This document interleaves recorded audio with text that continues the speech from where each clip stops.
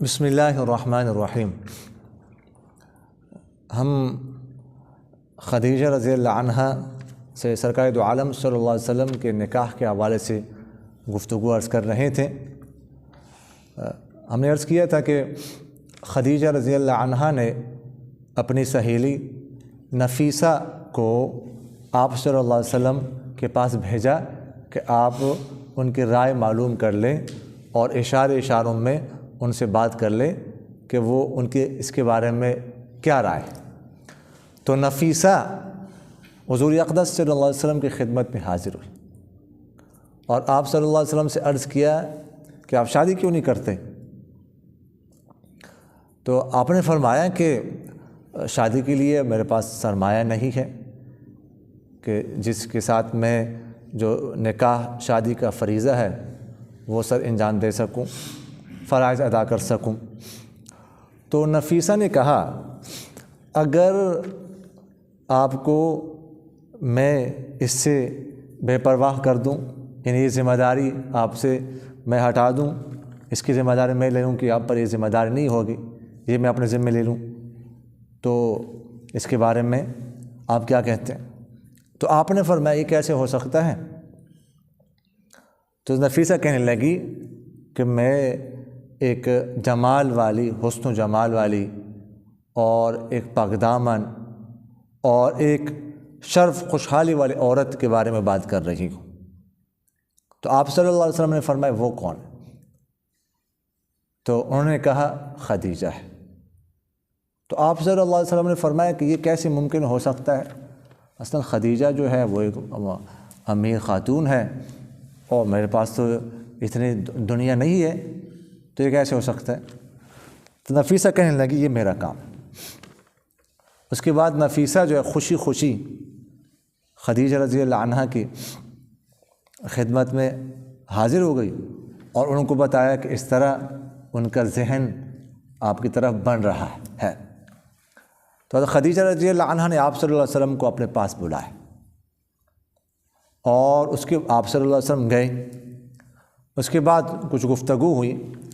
جب خدیجہ رضی اللہ عنہا کو یہ یعنی اطمینان ہو گیا کہ یہ یعنی ہو سکتا ہے یہ عقد رشتہ، تو خدیجہ رضی اللہ عنہا نے کہا کہ دیکھ اے میرے چچا زاد بھائی، چچا زاد بھائی سے مراد قریشی، دونوں قریشی تھے، ایسے تو سگے چچا زاد بھائی تو نہیں تھے، قریشی۔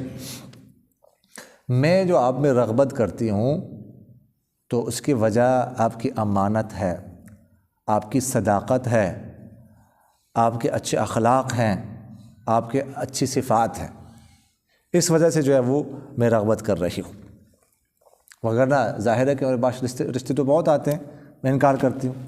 تو اس کے بعد آپ صلی اللہ علیہ وسلم راضی ہو گئے۔ تو یہ گویا کہ ایک طرح کی ایک منگنی ہو گئی، لیکن ابھی نکاح نہیں ہوا، ایک طرح کے ایک منگنی آپ کہہ سکتے ہیں۔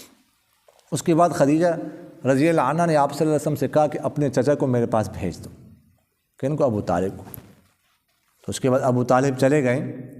تو خدیجہ رضی اللہ عنہا نے ابو طالب سے کہا کہ آپ نا میرے چچا عامر بن اسد سے ملاقات کر لیں، ان سے بات چیت کر لیں۔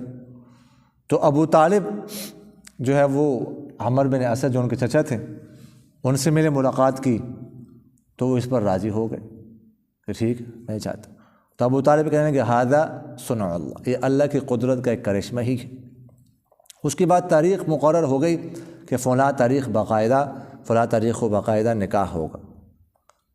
تو اس تاریخ میں مضر کے رؤساء، مکہ مکرمہ کے شرفاء، سردار سارے حاضر ہو گئے اور آپ صلی اللہ علیہ وسلم کے جتنے چچا تھے وہ سارے حاضر ہو گئے۔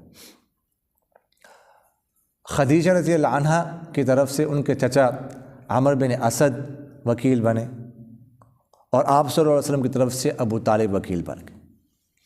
اس کے بعد ابو طالب نے ایک نکاح کا خطبہ پڑھا، جس کا میں ترجمہ آپ کے سامنے عرض کر دیتا ہوں۔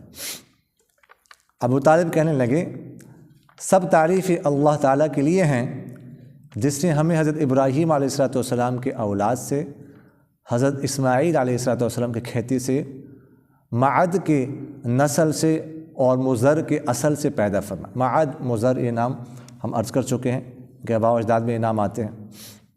نیز ہمیں اپنے گھر کا پاسبان اور اپنے حرم کا منتظم مقرر کیا، ہمیں ایسا گھر دیا جس کا حج کیا جاتا ہے، اور ایسا حرم بخشا جہاں امن میسر آتا ہے۔ نیز ہمیں لوگوں کا حکمران مقرر فرمایا۔ حمد و ثنا کے بعد میرے بھتیجا جس کا نام محمد بن عبداللہ ہے، اس کا دنیا کے جس بڑے سے بڑے آدمی کے ساتھ موازنہ کیا جائے گا، اس کا پلڑا بھاری ہوگا۔ اگر یہ مالدار نہیں تو کیا ہوا؟ مال تو ایک ڈھلنے والا سایہ ہے اور بدل جانے والی چیز ہے، اور محمد جس کی قرابت کو تم خوب جانتے ہو، اس نے خدیجہ بنت خویلد کا رشتہ طلب کیا ہے اور 12.5 اوقیہ مہر مقرر کیا ہے، اور بخدا مستقبل میں اس کی شان بلند ہوگی، اس کی قدر و منزلت بہت جلیل ہوگی۔ یہ ابو طالب کا خطبہ تھا۔ اچھا، اس میں 12.5 اوقیہ جو ہوتا ہے چاندی کا ہوتا ہے، 40 درہم کا ہوتا ہے، تو اس حساب سے 12.5 اوقیہ جو ہے 500 درہم بن گئے، اور تولے کے حساب سے یہ 131 تولے بنتے، 131 تولے چاندی۔ یہی مہر فاطمہ رضی اللہ عنہ کا مقرر ہوا تھا، اسی کو مہر فاطمی کہا جاتا ہے۔ اچھا، ایک قول تو یہ ہے کہ 12.5 اوقیہ چاندی جو ہے مہر مقرر ہوا، اور ایک قول کے مطابق 20 اونٹ مقرر ہو گئے۔ جی، اس کے بعد ورقۃ بن نوفل نے خطبہ دیا۔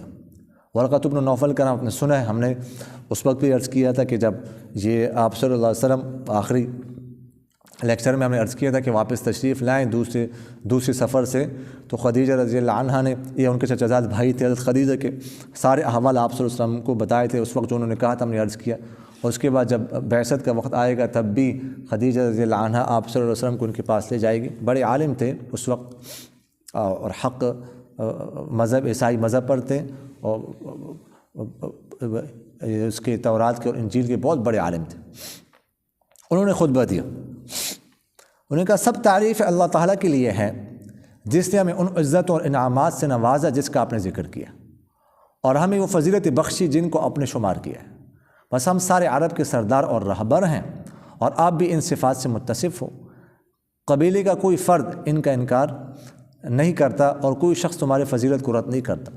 ہم اپنا تعلق تم سے استوار کرنے میں بڑا شوق رکھتے ہیں۔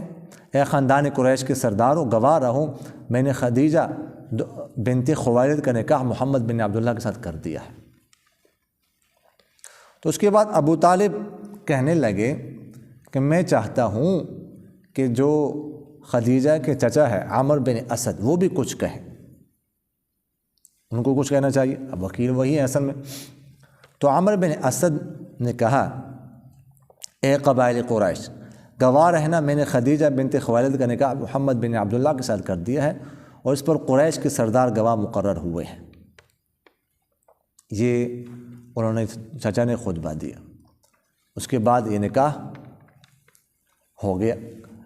اب میں نے آپ سے عرض کیا کہ اصل وکیل خدیجہ رضی اللہ عنہ کی طرف سے کون مقرر ہوئے؟ ان کے چچا عامر بن اسد، جو حضرت خدیجہ رضی اللہ عنہ کے والد تھی خویلد، ان کا نام تھا خویلد، خدیجہ بنت خویلد ان کو کہا جاتا ہے۔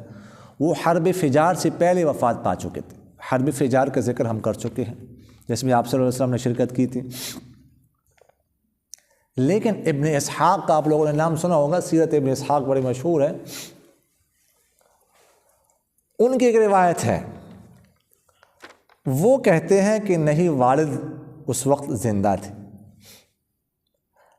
اور اس میں ایک روایت ہے کہ نکاح سے پہلے خویلد کو شراب پلائی گئی، نشہ دیا گیا، وہ مدہوش ہو گئے۔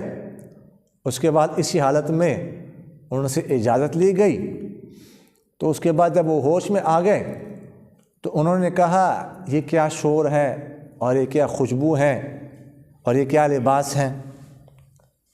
تو خدیجہ رضی اللہ عنہا نے ان سے کہا کہ میرا تو نکاح ہو گیا محمد بن عبداللہ سے آپ نے کر دیا.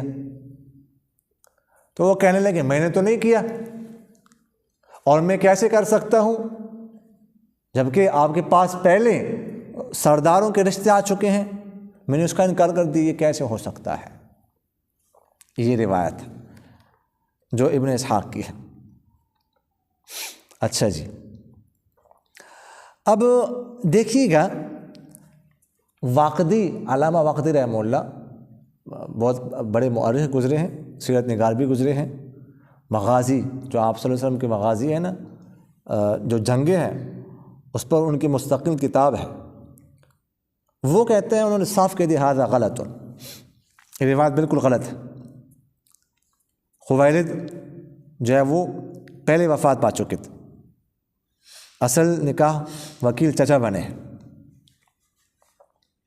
اور یہ جو حرب فجار سے پہلے والد وفات پا چکے تھے اور نکاح کے وقت موجود نہیں تھے, تو یہ جو روایت ہے یہ اس کے علاوہ 3 راویوں سے روایت ہے. محمد بن جبیر بن مطعم, حضرت عائشہ, حضرت عبداللہ بن عباس رضی اللہ عنہ, یہ بھی فرماتے ہیں کہ نکاح کے وقت ان کے والد موجود نہیں تھے, حرب فجار سے پہلے وفات پا چکے تھے. اچھا, ایک تو یہ روایتاً یہ بات صحیح نہیں. دوسری بات یہ ہے کہ درایتاً بھی جو ہے نا یہ بات صحیح نہیں ہے. دیکھیے گا یہ نکاح سب کے سامنے ہوا, اس میں قریش کے سردار سارے موجود تھے, آپ صلی اللہ علیہ وسلم کے سارے چچا موجود تھے, معزز لوگ موجود تھے. کیا وہ اس پر راضی ہو سکتے تھے کہ والد موجود ہو اور ان کو پتہ نہ ہو, ان کو نشہ پلایا جائے اور اس طرح ان سے اجازت لی جائے اور یہ نکاح پڑھا جائے؟ ایک ایسے قریش کے سردار اس طرح کام کر سکتے تھے؟ حالانکہ وہ خود قریشی تھے نا, خود خدیجہ قریشی تھی نا, تو وہ بھی تو قریش میں سے تھے. اچھا, یہ ممکن تھا. اچھا, اس کے علاوہ پھر کیا حضرت خدیجہ رضی اللہ عنہ کی غیرت گوارہ کر سکتی تھی, جس کے بارے میں انہوں نے پڑھا کہ خدیجہ رضی اللہ عنہ کو زمانہ جاہلیت میں بھی طاہرہ کا لقب دیا جاتا تھا کہ پاکیزہ عورت. یعنی اتنی شریف, اتنی پاک دامن عورت ہو اور پھر اپنے والد کے ساتھ ایسا کریں, والد کی اجازت کے بغیر وہ نکاح کر دے, یہ ممکن ہے یار؟ یعنی سوچ بھی نہیں سکتا. اچھا, یہ بھی چھوڑ دے, کیا سرکار دو عالم صلی اللہ علیہ وسلم ایسا کر سکتے تھے؟ یعنی میرے ساتھ ایک خاتون کا نکاح ان سے ہو رہا ہے, ان کو شراب پلائی جائے, ان کو نشہ دیا جائے, اور سرکار دو عالم صلی اللہ علیہ وسلم اس پر رضامندی کا اظہار کرے, یہ کیسے ممکن ہو سکتا ہے؟ تو اس لیے بالکل یہ روایت غلط ہے, اس کا کوئی اعتبار نہیں ہے. خدیجہ رضی اللہ عنہ سے جب نکاح ہوا, بہت مبارک خاتون تھی وہ بھی, اور بڑا پیار دیا, بڑا ساتھ دیا آپ صلی اللہ علیہ وسلم کا. سیدہ آمنہ کی جو جگہ خالی ہو گئی تھی, کافی حد تک انہوں نے پر کرنے کی کوشش کی, اور بڑی سمجھدار تھی. ہر مشکل وقت میں, آگے ہم پڑھیں گے جب بعثت کا معاملہ آئے گا, اس وقت وہ کیسی باتیں کرتی ہے اور وہ کس طرح جو ہے نا آپ صلی اللہ علیہ وسلم کو تسلی دیتی ہے, بندہ حیران ہو جاتا ہے کتنی سمجھدار وہ خاتون تھی. حضور صلی اللہ علیہ وسلم کی ساری اولاد سوائے ابراہیم کے حضرت خدیجہ سے پیدا ہوئی ہے. سب سے پہلے بیٹا قاسم, سب سے بڑا بیٹا, جن کی وجہ سے آپ صلی اللہ علیہ وسلم کی کنیت ابو القاسم مقرر ہوئی. دوسرا بیٹا عبداللہ, جن کے 2 لقب تھے, طیب بھی ان کو کہتے تھے اور طاہر بھی کہتے تھے.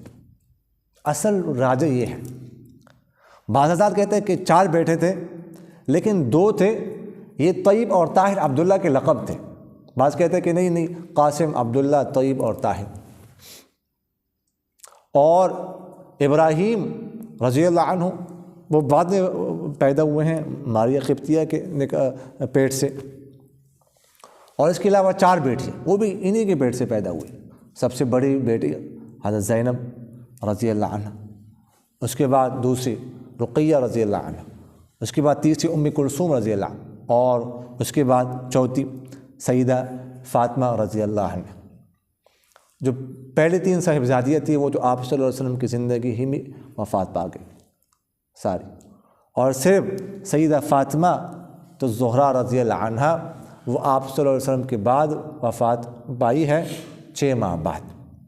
تو آپ صلی اللہ علیہ وسلم کی ساری اولاد جو ہے وہ حضرت خدیجہ کے پیٹ سے ہی پیدا ہوئی۔ تو یہ تھا مبارک نکاح کا کے حوالے سے جو تذکرہ تھا، جس کو ہم نے تفصیل اس لیے ذکر کیا تاکہ جو اصل بات ہے وہ سامنے آ جائے۔ آمین۔ الحمدللہ رب العالمین والعاقبۃ للمتقین والصلاة والسلام علی خیر خلقہ محمد وعلی آلہ واصحابہ اجمعین۔ اللہم نحن عبیدک وابناء عبیدک وابناء امائک نواصینا بیدک ماضٍ فینا حکمک عدل فینا قضاؤک نسألک بکل اسم لک سمیت به نفسک او انزلته فی کتابک او علمته احدا من خلقک۔ سبحان ربک رب العزة عما یصفون وسلام علی المرسلین والحمد للہ رب العالمین۔ آمین یا رب العالمین برحمتک۔